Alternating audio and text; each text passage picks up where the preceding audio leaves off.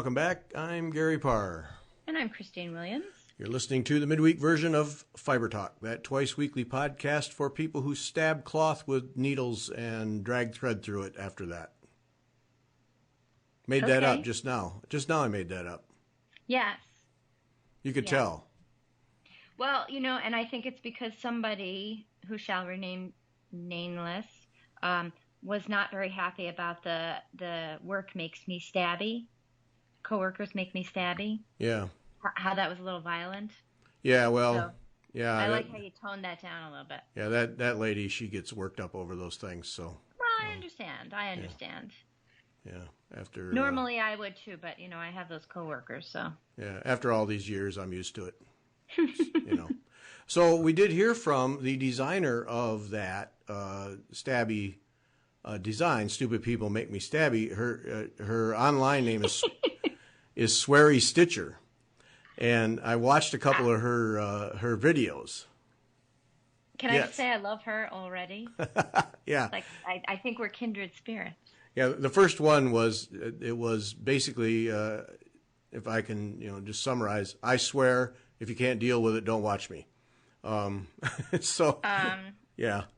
See, now I would stitch that, but it wouldn't be exactly those words. Yes. I have been accused of being a little sweary. I do work in a factory. It'll happen. Yep. Yeah. So she wrote to me, and so as you were planning, she designed it for a coworker whose workplace was driving her crazy, and that coworker hung it in her office. She calls it microaggression, which is I'm liking that word, microaggression. Well, that's a very trendy word right now. Yeah. That's the thing, microaggression. Okay, well, there you have it. So you didn't know that. So I'll put a link on the page for this podcast because she charted that thing, and you can download it. So anybody can download it, no cost. She charted it. You can download the PDF or whatever it is and stitch it. And see, now I think that's a public service. Yeah, it is. Right? Because that's like giving food to a food bank right there. Mm-hmm. Yep. That's a mental health activity. Yeah. Hey, more power to her. I thought it was great. Mm-hmm. Microaggression is my new word now. I did not know that word. Yeah, yeah. You have to be up on all the new lingo of bad things you can do. A microaggression is something like that. Yeah. Okay. Working at home with my wife eliminates a lot of that. So I'm sure you're. Yeah. I'm just gonna leave it at that. Yeah. I'm just fine. It's a peaceful environment. I'm okay. I have a 15-year-old son. I'm very, very well versed in microaggressions. Okay. All right. I don't have to deal with that. No. You have my sympathy. He's not that bad for a 15-year-old. He can't help it. That's right. Yeah. They're just made that way. They are. Yep. And so we're going to be at Sassy Jacks. Let's see. Soon. A week from now, right? Yeah. Yes, a week from now. Thursday and Friday, we're going to be at Sassy Jacks for the Nicola Parkman thing, and just to hang out there, and going to do live podcasts Thursday and Friday is the plan, in addition to some other videos, and we'll just see what happens. But definitely going to do 2 live podcasts Thursday and Friday. So watch for that. We'll do them. If some people noticed, it was. I did the other night, I realized that we needed to at least know that we could do it. And so I fired up the Facebook and my phone and mounted it on my stand and did one experiment of a stitch with me that was kind of a mess. And so then I ended that one and then spent a half hour getting serious and got things mounted right. And tried, and I'm where we're at in St. Louis. The internet speed is barely adequate, so the pictures are a little pixelated. I'm anxious to try it at home, but anyway. And then I put up a second one, and I was doing it at night, and I didn't think, purposely so that we wouldn't have too many people watching. But anyway, a lot of people seem to enjoy it, hearing me ramble about whatever while I stitched, and. Thanks, folks. Really, it was just an experiment, But so anyway, so we're that at least proved the point that we're going to be able to easily do live Facebook podcasts from Sassy Jacks. So looking forward to that. And now I actually had some fun doing that Stitch With Me thing.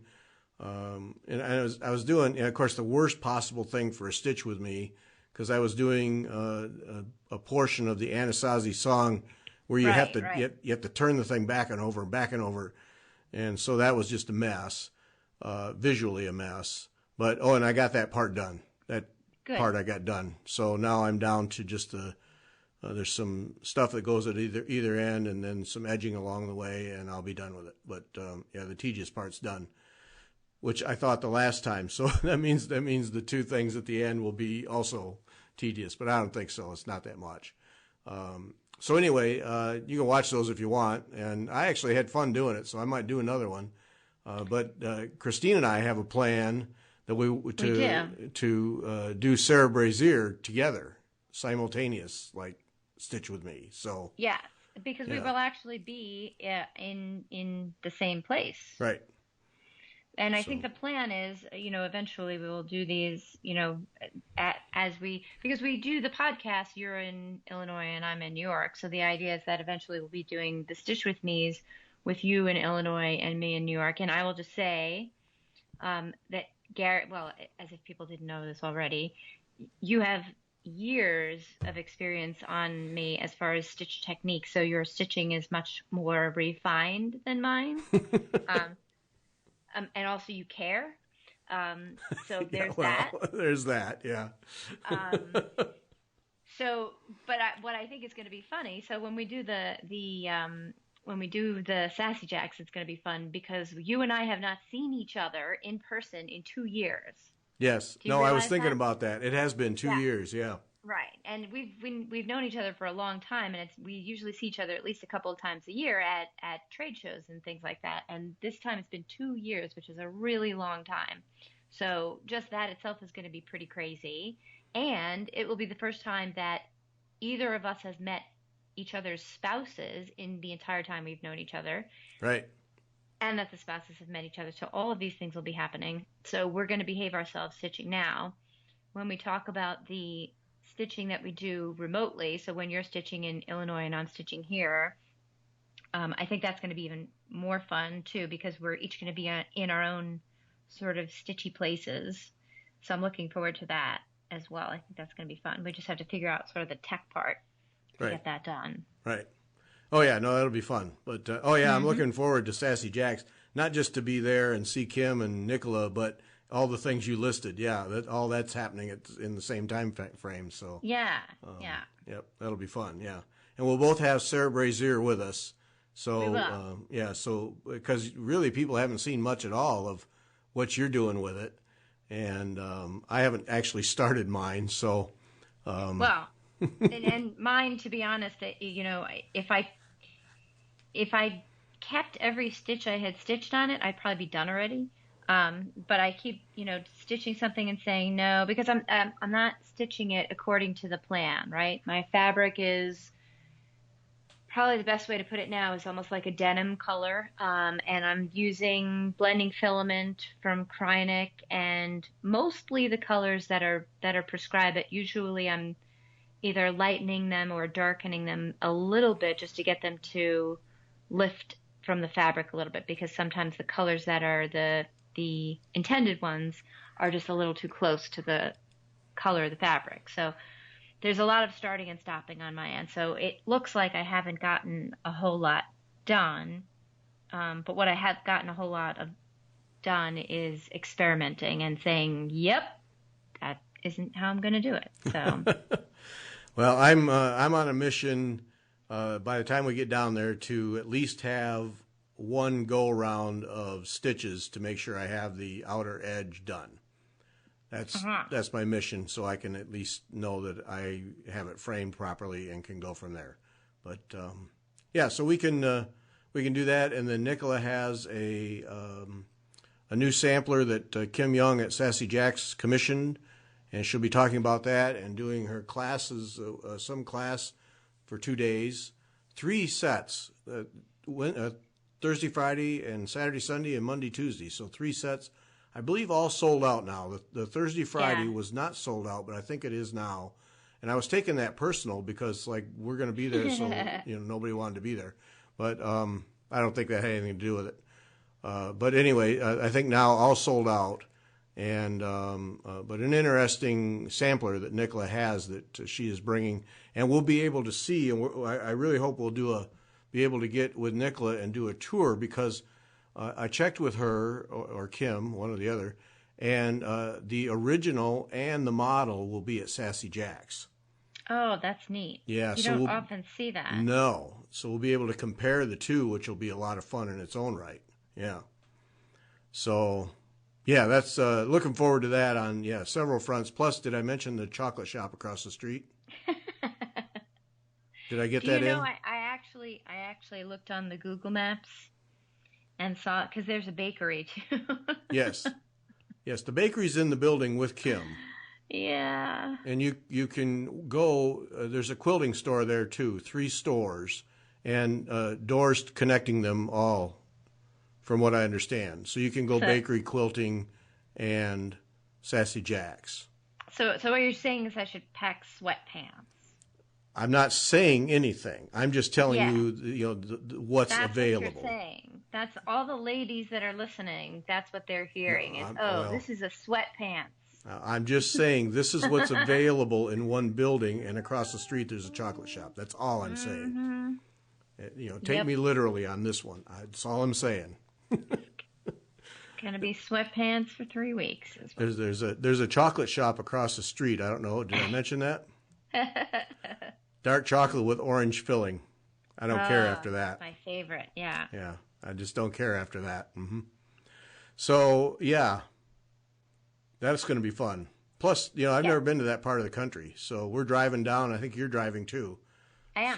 So so it'll be fun to see that part of the country. I've never been there. Mm-hmm. So, been to the Carolinas, but it's always trade show stuff, which is airport to hotel to convention center to hotel to airport. So you never see anything. Right. Yeah. Right. So this is going to be fun. Yeah. Yep. So look for all of that next Thursday, Friday, probably spill over to Saturday and Sunday. Not sure how that's all going to work out. But we'll have a plan by then, so we'll be fine. I'm sure we'll have a plan. Of course. Oh, and when I did that live video thing, I should have written down her name, but I didn't. The lady who said that I had the neatest stitching back that she'd ever seen. Thank you.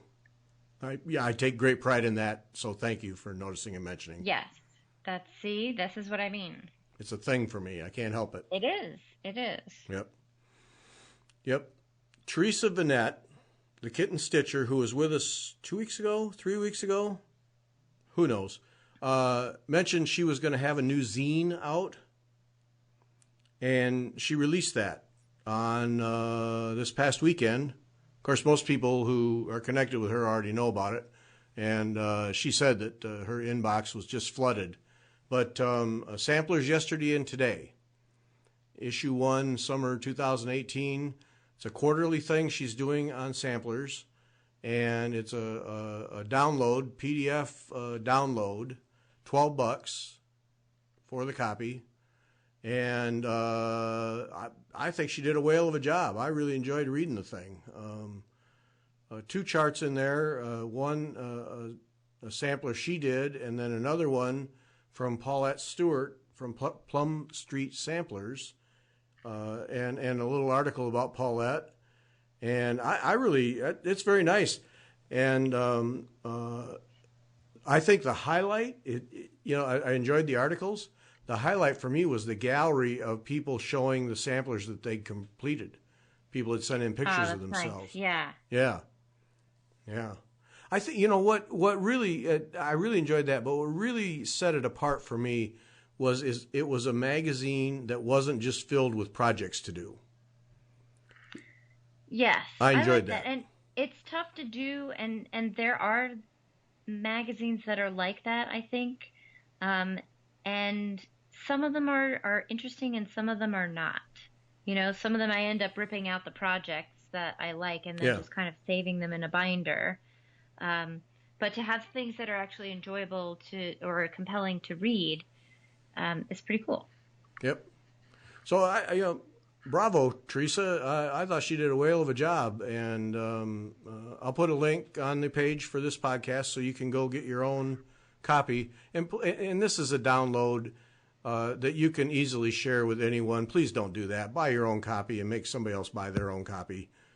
Teresa's put a lot of work into this thing, so let people hand her the $12 each rather than having one copy that you share with 20 people.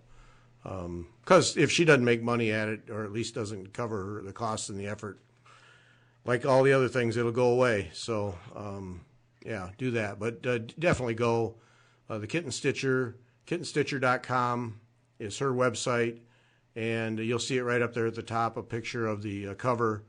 And go see that. Go buy a copy. It's very well done. I think she did a whale of a job. Really nice.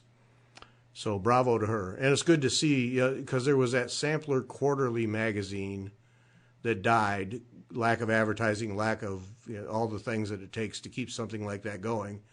And so there hasn't been a sampler-oriented magazine or publication of any kind for some time. And so it's nice to have that back in the hobby. And, yeah, she just does a real nice job. She has a real nice approach to it. And, I really enjoyed it. So go get that. And recipe for Grandma Carmen's honey cookies in there. The other thing, let's see. Oh, yes, this one was good. This one was good, as if the others weren't any good. But Trudy Downing. Now, I've wondered about this. Trudy Downing posted in Needlepoint Nation about a guy called the Sharpening Dock that she used for having her scissors sharpened, because I have wondered about this, because it used to be back in the day to find somebody in the local town who would sharpen scissors was no big deal. Now it's a big deal.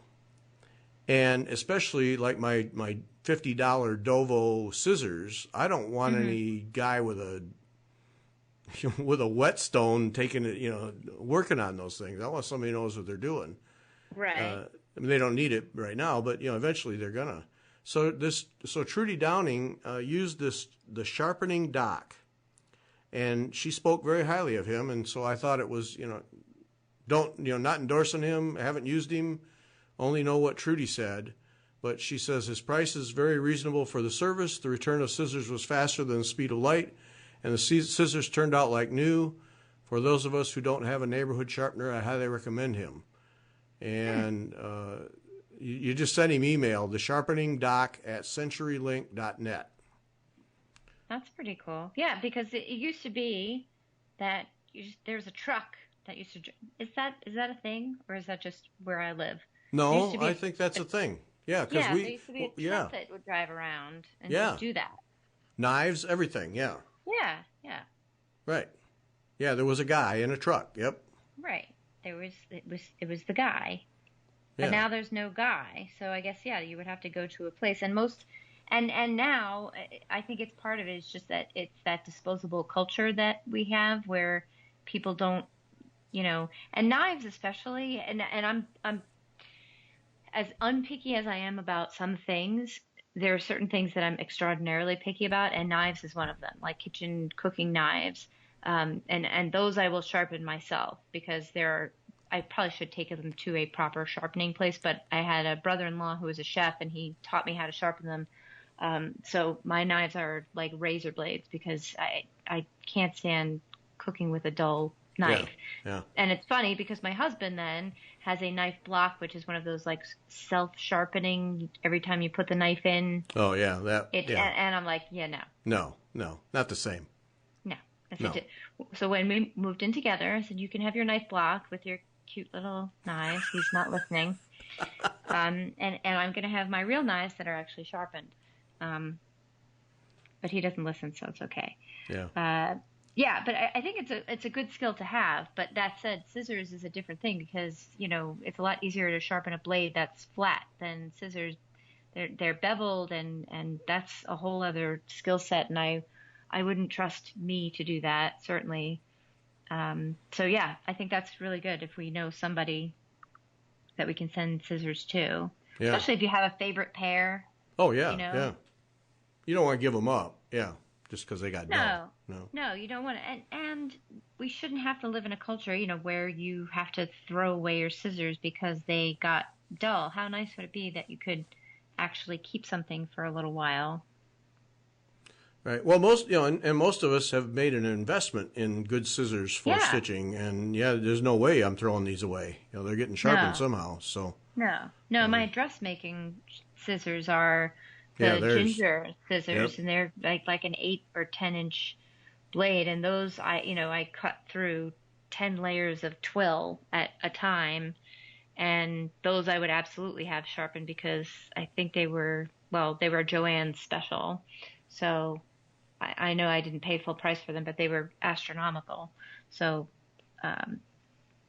they need to be sharp, and they need to be sharpened properly. So yep. So there it is, the sharpening doc at DOC at CenturyLink.net apparently our Trudy Downing was happy with him, and if Trudy's happy, well, that's all that matters. There we have it. I don't know Trudy. Do you know Trudy? No, I think we need to have a segment though called Recommendations from Trudy. There, I'll write to her. Maybe she has other things. We have. So we did talk a while back about another segment we were going to do, which was things that should be self-evident but aren't until you do something really dumb. Right. Can I add another thing? Well, please do. It's your segment, so have at it. Yeah. Okay. So oh, here we go. In the list of things it seemed this could also be called "This seemed like a good idea at the time." Here's the story, right? Because in when I tell it in context and you follow along, you're like, okay, this kind of makes sense. And then afterwards, you look at it and you say, wow, that's really just, no, that doesn't make any sense at all. So at the time, I moved house fairly recently. And right around the time that I was packing, which was, a several month long endeavor because of, moving house is it's an ordeal.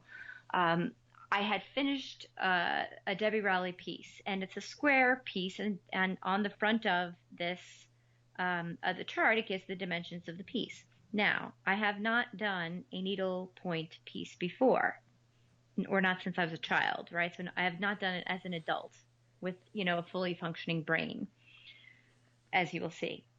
So, okay. So I thought, well, how nice would it be to have this nice and framed so that when we move in, I can just hang it, and then, that'll be great. So, but in the midst of packing and moving and all these things, I didn't have time I wanted to frame it myself because I was trying to save money because buying a house is expensive. So what I thought I would do, instead of taking it to a framer and saying, here, you do the thing, and then I will come and pick up a beautiful piece of art, and then I will hang it on my wall like most normal people, I, in my lack of wisdom and my infinite thriftiness, decided, no, what I'm going to do is I'm going to use this opportunity to learn a little bit about framing in the middle of moving house.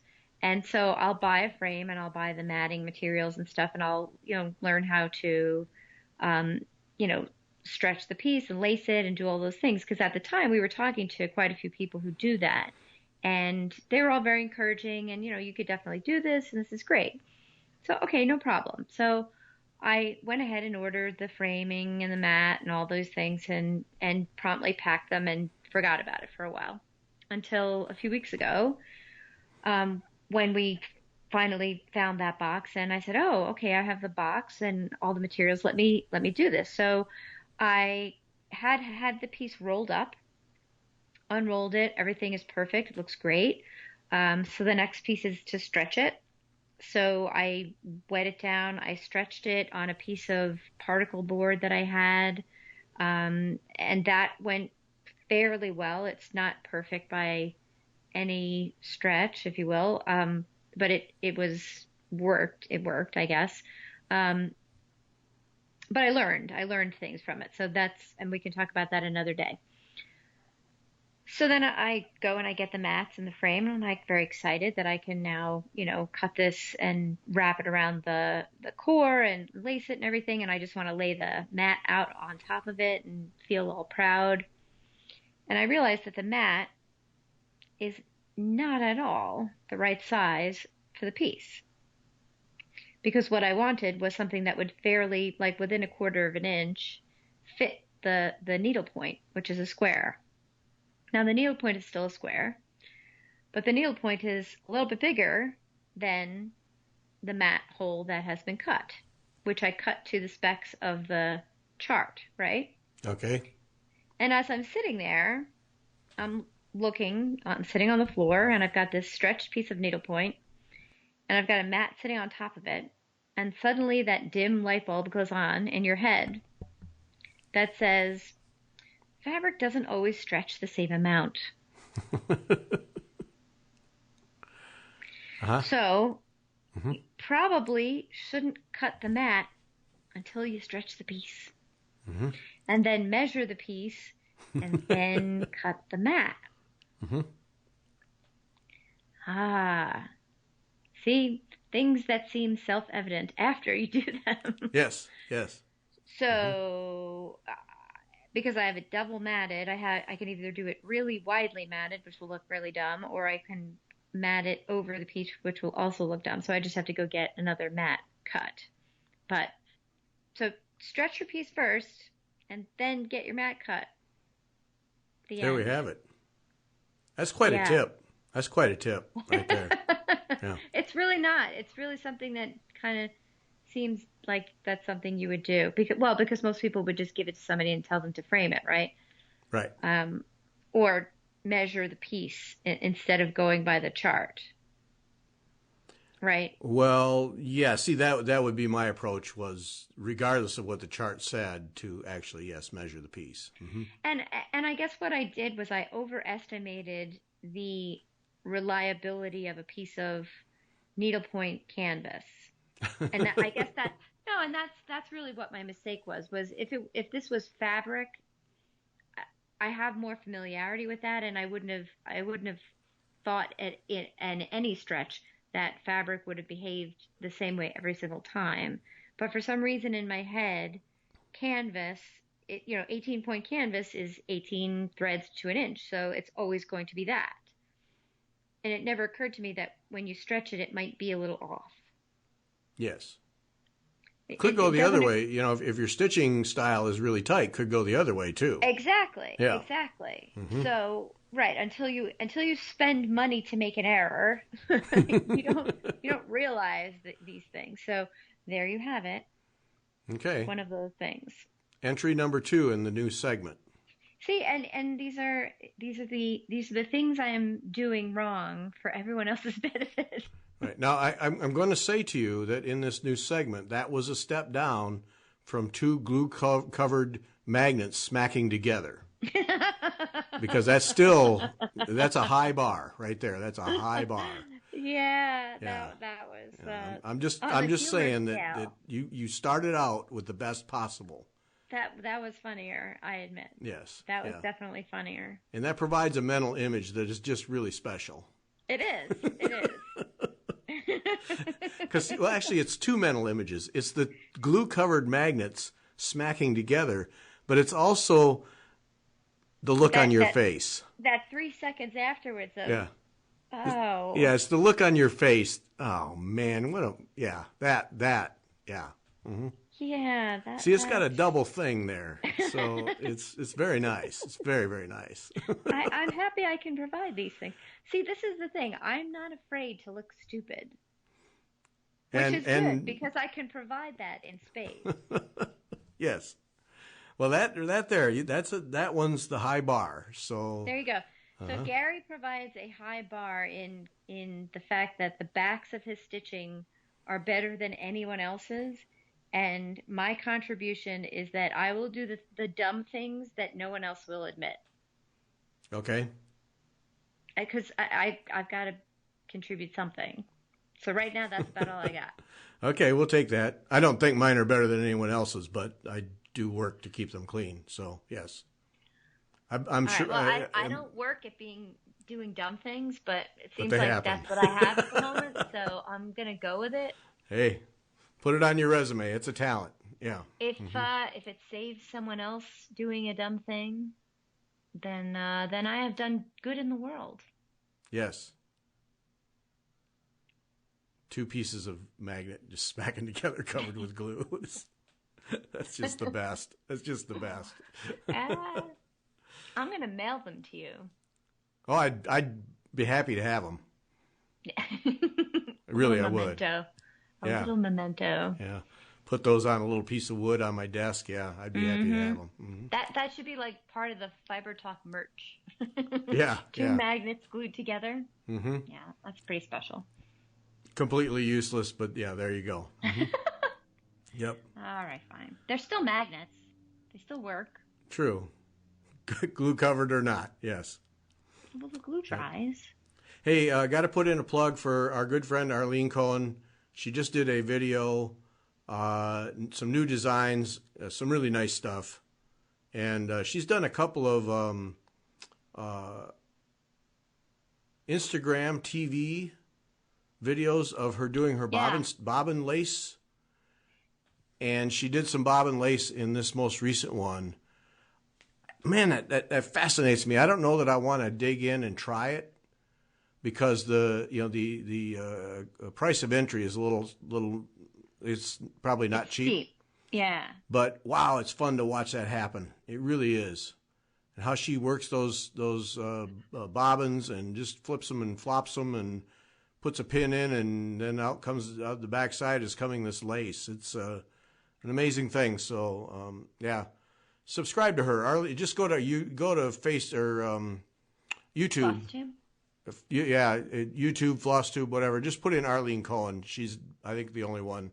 Pops up. Subscribe to her because, if nothing else, watching her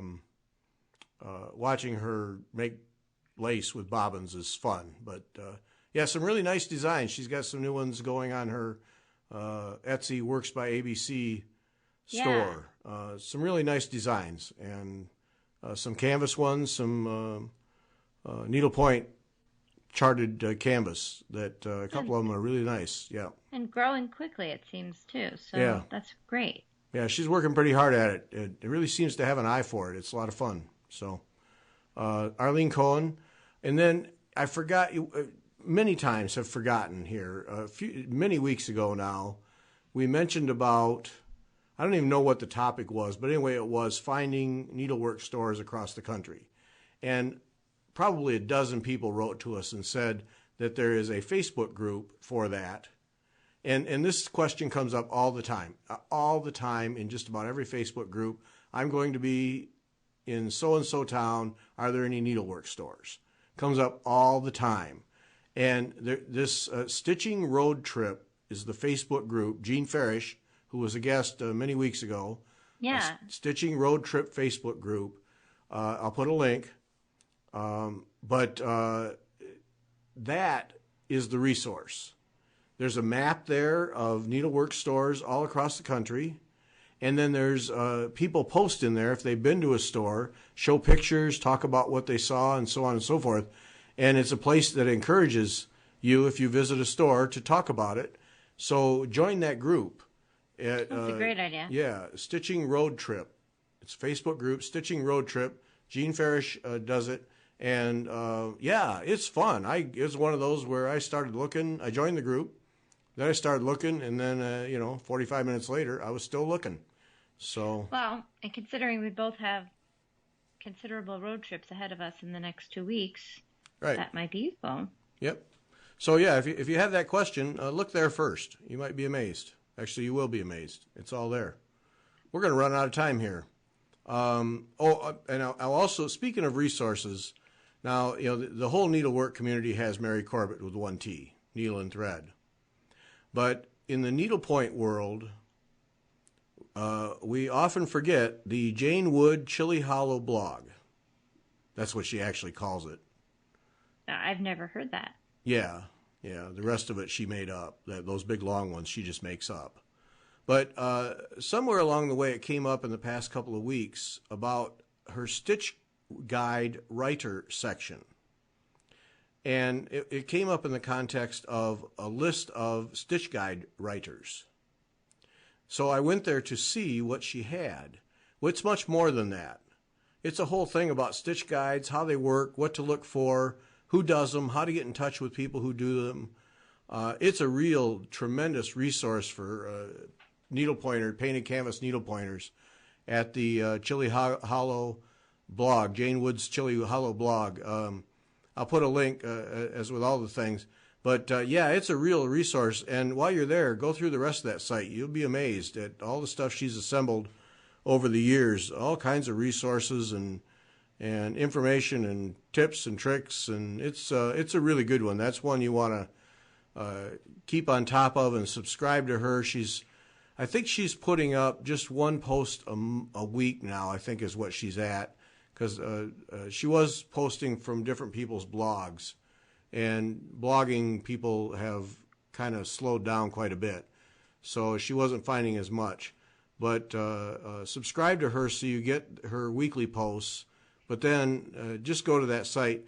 That's one of those sites where on the surface, you see a bunch of links, but you think there's not much there.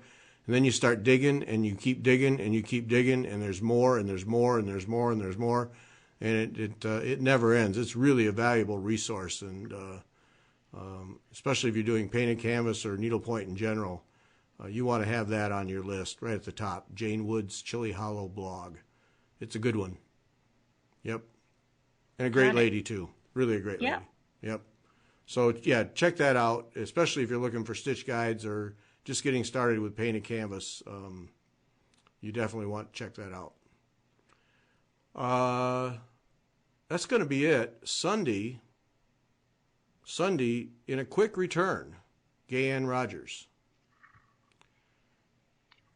Just 3 or 4 weeks ago we had her. Well, she is introducing this week her latest queen. She's calling it the last queen because it's the last one she plans to do, portrait. And if you have seen any of her previous ones, this one is equally, actually probably more impressive, I think. And I would agree. Yep. So we're going to talk to her about that design. But people will go, oh, well, I'm not going to ever stitch that, so I'm not going to listen. Oh, listen. Because we're not going to just talk about the design and what she put together. We're going to talk about tips and how she made choices about colors and stitches and all the other things that go into that. That's going to be the bulk of the discussion. So purposely so that everybody can have some interest in this. But wow, it's not to be missed. Oh boy, it's a beautiful thing. Wow, what talent! What talent! Oh, amazing to me. So that's Sunday, the last queen, with Gay Ann Rogers. First time, I think it is. First time we've ever focused solely on one design, I think. Yes, I think that's probably true. So it's going to be fun just to do something different. And then next week, we'll have... we haven't talked about this. We may or may not have the Wednesday show, but we'll certainly have Thursday and Friday live from the Sassy Jacks and some other videos. And next week's gonna be packed with stuff, basically. We have stuff. Next week is stuff. Stuff, yeah. That's it. We're done. Okay. Thanks for listening. Christine, let's see, Gay Ann Rogers Sunday, and then stuff next week. Once again, the professionalism is just outstanding. Thank you so much. Bye. You're welcome. Bye.